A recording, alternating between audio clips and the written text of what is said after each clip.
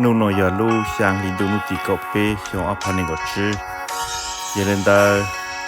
i kun na zi tao mo tao ke o shi nya to sang Folsom ha rancho Cordova ye len da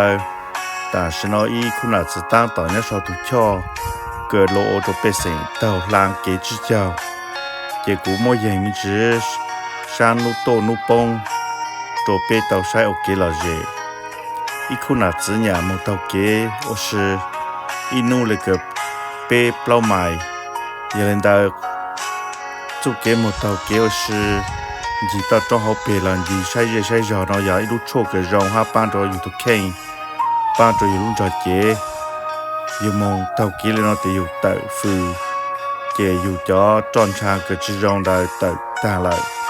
ke ya một tàu tôn tàu te ni ku pang yu lu kiến ta còn ru giờ lên đây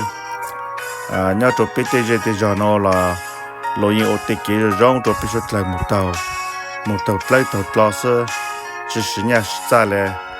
khó sử thì sử dụng tụt làm tụt dù sơ hà tổ biết ít trồng rong là chỉ cái tin này chẳng phải dư xuất lại cho nhau hồ bao chế ha trả lúc chạy lúc nhau là giờ chạy lên một tàu để kia nó có bao nhiêu tụt khen đó cũng mỗi ngày mình chỉ nó tổ biết tàu sai sơ